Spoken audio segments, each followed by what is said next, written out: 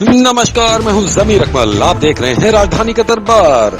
बाराबंकी में भाजपा नेता की प्रताड़ना और अधिकारियों की संवेदनहीनता से आहत फर्नीचर व्यवसायी परिवार समेत आत्महत्या को मजबूर है।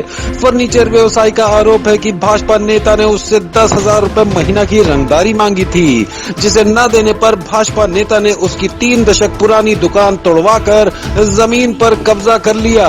लेकिन डीएम से लेकर सीएम तक गुहार लगाने के बाद भी उसे इंसाफ नहीं मिल रहा है, जिससे आहत फर्नीचर व्यवसायी अब सीएम आवास के सामने परिवार समेत सामूहिक आत्महत्या की बात कर रहा है। पीड़ित फर्नीचर व्यवसायी मोहम्मद नसीर की माने तो आवास विकास कॉलोनी में उसकी जिस दुकान पर भाजपा नेता ने दबंगई के बल पर कब्जा किया है, उस जमीन पर वो बीते 3 दशक से फर्नीचर दुकान चला रहा था और पुराने कब्जे के आधार पर ही सन 1997 में ओबरी ग्राम प्रधान की तत्कालीन ग्राम प्रधान उर्मिला देवी ने 551 रुपए की रसीद काटकर वो जमीन नसीर के नाम कर दी थी। लेकिन 2018 के निकाय चुनाव में सेक्टर 5 वार्ड से सभासद निर्वाचित हुई शालू मौर्य का पति और भाजपा नेता प्रदीप मौर्य उस जमीन पर दुकान चलाने के एवज में 10,000 रुपए महीना की रंगदारी मांगने लगा और पैसे न देने पर दुकान उजड़वा कर जमीन पर एक स्कूल संचालक का कब्जा करा देने की धमकी दे रहा था। नसीर की माने तो जब उसने रंगदारी की रकम देने से इनकार कर दिया तो भाजपा नेता प्रदीप मौर्य ने अपनी सभासद पत्नी के रसूख का इस्तेमाल करते हुए नगर पालिका के कर्मचारियों से साठ-गांठ कर गैर कानूनी तरीके से उसकी दुकान का टीन शेड तोड़कर दुकान में रखा करीब 5 लाख का कीमत का फर्नीचर लूट लिया। नसीर की माने तो अधिकारियों के रवैये से हताश होकर उसने कुछ माह पूर्व विधानसभा के सामने सपरिवार आत्महत्या का प्रयास किया था। तो मौके पर पहुंचे बाराबंकी के अधिकारी जमीन वापस दिलाने का आश्वासन देकर उसे और उसके परिवार को बाराबंकी तो ले आए, लेकिन अपना वादा पूरा नहीं किया। वहीं काफी समय से दुकान बंद होने के चलते नसीर की आर्थिक स्थिति बिगड़ चुकी है। फीस न भर पाने के चलते स्कूल से उसके बच्चों का नाम तक कट चुका है और परिवार भुखमरी से जूझ रहा है। इसकी शिकायत लेकर हम लोग मुख्यमंत्री के आवास पर गए, वहां आत्मदाह कर थी, लेकिन वहां से हम लोगों को भेज दिया गया, आश्वासन दिया गया कि तुम्हें न्याय दिया जाएगा, मगर कोई न्याय नहीं मिला। तो अब आप बाराबंकी में जो है कई दिन हो गए, फिर यहाँ पर किसी से मिली मुलाकात की अधिकारियों से? गए हम लोग अपने पिताजी के साथ एसडीएम के पास गए। एसडीएम ने भगा दिया, कहा तुम लोगों के ऊपर मुकदमा कर दिया जाएगा, तुम लोग तुम्हारे पिताजी को जेल भेज दिया जाएगा। अब हमें कहीं न्याय नहीं मिला तो हम लोग क्या करें, कैसे स्कूल पढ़े, कैसे घर चलेगा, कैसे जिए। अच्छा, फिर ये आप जो है क्या पुलिस वाले भी आते हैं, कुछ धमकी देते हैं, क्या करते हैं? आते हैं, जबरदस्ती घर के अंदर घुस आते हैं और कहते हैं कि तुम लोगों के ऊपर मुकदमा कर देंगे, तुम्हारे पिताजी को जेल भेज देंगे। क्यों भेज देंगे, क्या उनसे पूछ? क्या नाम है आपका? हमारा नाम मोहम्मद नसीर है।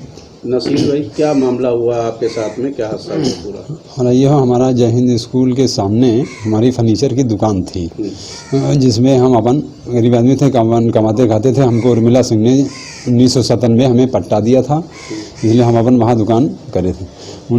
अब के लिए 2018 में जब सभासदी का जो चुनाव हुआ, उसमें सेंटर 5 से शालू मौर्य बीजेपी से हुई, तो उनके पति जो नेता अपन हैं बीजेपी के प्रदीप मौर्य, उन्होंने हमसे आकर के 10,000 रुपये में मांग की। अच्छा। हम गरीब आदमी था, चीज़ें थी, इतनी दुकानदारी नहीं थी, तो हम कहाँ से उनको देते।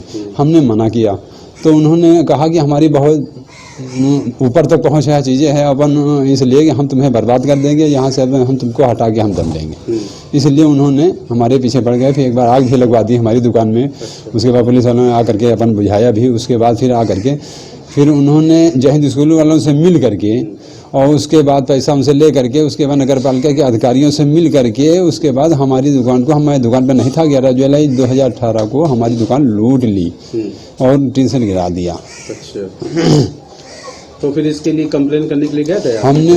हमने कोतवाली भी गए, विकास चौकी पर भी गए और एसपी के पास भी हमने दिया कंप्लेन। इसकी कोई अपन नहीं। इसमें पटेल से भाई, मौर्य से भाई, आवास विकास में अपन जो रहते वो अपन मिले भी हुए थे वो मिल करके अपन हमारी कहीं सुनवाई नहीं हुई फिलहाल।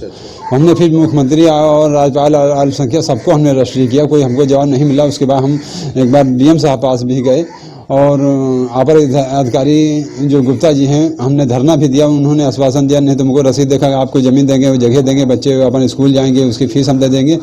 फिर ये कह करके उसके बाद फिर हम उनके पास 6-7 दफ़े दौरे, कोई आश्वासन नहीं मिला। फिर हमने फिर विधानसभा के सामने हम लोग परेशान होकर के फिर मिट्टी तेल डाल करके आत्महत्या करने पूरी कोशिश कर ली।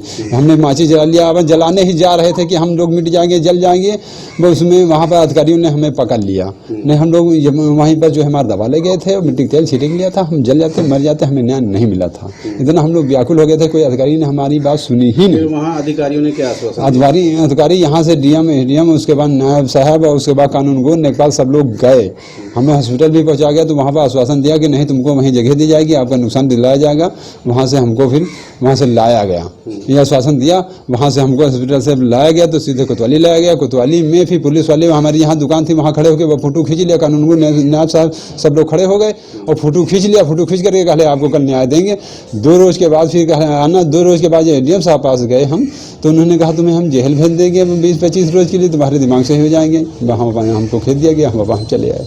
तो अब आगे क्या कार्रवाई करेंगे अगर आपको कहीं से फिर न्याय नहीं मिल रहा है? अगर न्याय नहीं मिला है तो हम 19 तारीख को अपर जिला अधिकारी और डीएम साहब को हमने दे दिया है कि इसलिए 19 तारीख को हम मुख्यमंत्री के आवास, विधानसभा के सामने नहीं, मुख्यमंत्री के आवास के सामने हम पूरे परिवार से जो हमारा दवा खा करके और पेट्रोल डाल करके हम अपने आप को सब लोग मिटा देंगे, मर जाएंगे।